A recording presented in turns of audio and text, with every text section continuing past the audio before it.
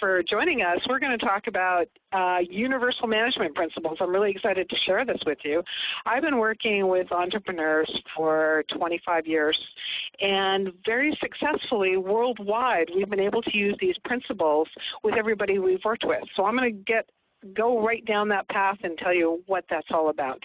SPF Canada, we're working with entrepreneurs, as I said, and one of the major challenges that we see when we're working with businesses is that they need to succeed, they need to remove the obstacles. There's always obstacles in the way, whether they're internal, external, and then the second piece of that is that we need to provide support to entrepreneurs. What does that look like? Well, the biggest thing that we find is that it's all about human beings. We do this by recognizing that the human nature, as opposed to the checklist, is what we need to instill when we're working with entrepreneurs. It's based on an individual person. Not everybody's the same, yet a lot of times when we talk about business is that we put everybody in the same box and say, this is what they need. And it's not true. It's what the person needs, not what we think entrepreneurs need. And so what we've learned is that universal management principles, this methodology actually applies that concept of removing the obstacles, supporting businesses, and we refer this to universal management principles. And using these principles, we have a better chance to succeed. When we've been using these for the last 25 years, we've found that everybody we have, 80 to 90% of those businesses are still existing after 5 years. It's not magic, and I'm going to share that with you. Let me introduce to you universal management principles. They're based, again, we're going to talk about on people. People are human beings. These principles that we talk about is on the next slide. Our nature determines our capabilities in business. It takes a community to raise a business. Entrepreneurs don't have to be isolated. Entrepreneurs can have resources like big business, and yet these principles exist, and yet we have a really hard time using them all together, and that's what we're talking about. We need to put these all into practice at the same time with an entrepreneur. So the work, think big to achieve big. We teach entrepreneurs to think and act like big business because they deserve to have the same things that other big businesses have. One is the core management principle, and two, external management. The two main principles, the core is an internal. It's putting a team together internally and making you stronger. And the external is the support from a diverse group of trusted people that are interested in seeing you succeed. These are what we call the universal management principles. And today what we're going to talk about is the core management principles, something that we're going to share with you today that you can put into practice, whether you're a practitioner working with entrepreneurs or you're an entrepreneur listening to this, you can use this. And again, based on human nature, doing what you love to do is easier and more successful. And when we say that it takes account the two brains, the left brain and the right brain, and you'll be able to relate to this. It usually sits on one side of the brain is what you love to do. So on the left side, if you're a numbers person, you're using your left brain, you love to use your left brain in everything that you're doing. If you're a right brain person, you're a creative person, and what would you rather do at the end of the day? Would you rather look at a spreadsheet, use your left brain, or would you look on the creative side and love to look at logos and colors and everything else? So what we're going to say is that you, in order to do your work as an entrepreneur and as a business, you revert to the left brain or the right brain. And how do we make that happen in your day-to-day? So no matter how big or small, a business must take into consideration these four functions. You need to make it, sell it, keep track of the money, and manage the business. Left brain, right brain again. So making it, you're producing it or servicing your customers. You're selling it, sales and marketing.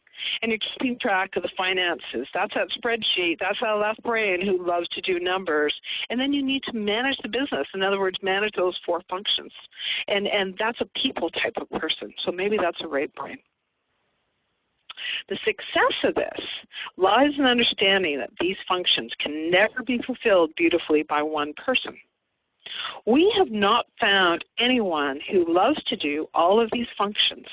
Yet entrepreneurs wake up in the morning and believe they have to do all of them themselves, by themselves. And they struggle to be good at all of them. And we're saying human nature is not true to that. Here's the next as a diagram that will visualize what we're actually talking about. You see the big circle on the very top, the very happy face? Well, that's the entrepreneur. Hopefully we're all happy entrepreneurs. And what we do is if we use these core management principles and put this into place, you'll be much happier and much more successful.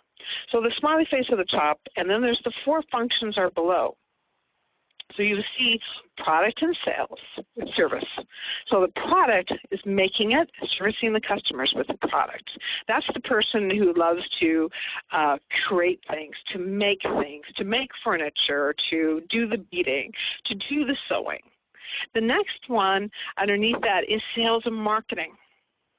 That function is running out the door in the morning, telling people about your great product and how you really want them to buy it. It's an extrovert. It's that right brain that's happening. It's that happy face going, I love people. I love to sell what I've got. There are people who hate to sell what they've got. They're fearful of people. They're fearful of walking out the door. They're generally the financial control person. They're the person that wants to sit and run the spreadsheets and say, how much money am I going to make? The numbers person, the left brain person. And when we talk about financial controls, let me use an analogy here that you can use. You're sitting, entrepreneur, smiley face, you're in the front seat of the car, and you're driving down the road. And the person beside you is looking forward. Where do you need to drive to? Looking out the windshield, forecasting. How many widgets do you need to sell? The bookkeeper is sitting in the back seat of the car, looking at the rearview mirror and says, happy face entrepreneur, this is how many widgets you've sold. Historic, that's the bookkeeper. So financial controls is actually 2 functions. It could be 1 person. You got to love numbers. You got to love sitting and running those spreadsheets. The leadership and management is the visionary and managing the 3 functions that are below, managing the people, making sure the functions. What we're saying is you may be doing all of these things today yourself. What we're saying is that you shouldn't be doing all of these functions yourself. You should bring somebody in equally passionate about running those numbers as you are maybe about the sales and marketing or about making it or dealing with the people. So a great example is a retailer who loves her product and services. She loves dealing with her customers. She loves ordering the product in every day. And the sales and marketing, she's got a fantastic location, but at the end of the day, she hates tallying up her register. She hates the numbers. She doesn't have any idea what inventory turns are.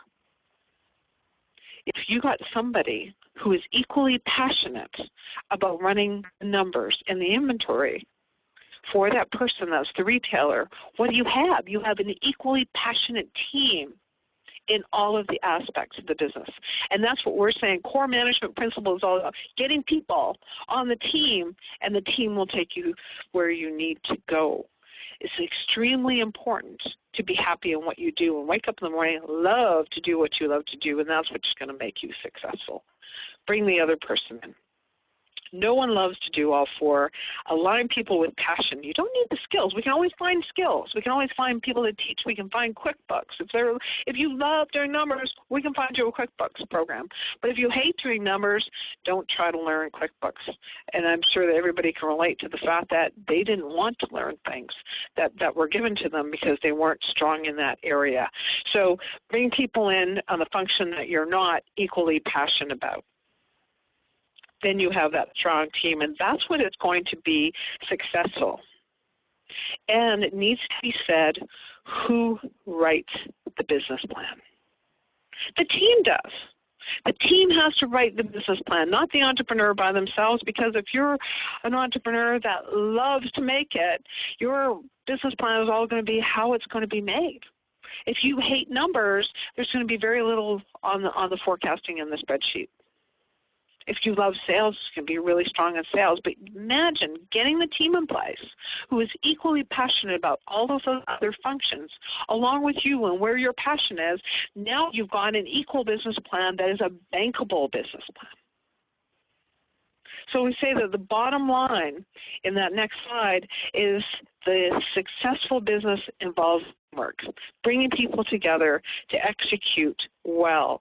And it's an ongoing function that continues to go through. Internal core management principles, doing what you love to do, having a chance of successful rate of over 80% in 5 years. That's what we're leaving you with today. Do what you love to do. Wake up in the morning, be excited by making it, selling it, or dealing with the financial management or dealing with the people. This is what's going to help you succeed tomorrow. And that's what I'm leaving you with today, core management principles. Thank you very much.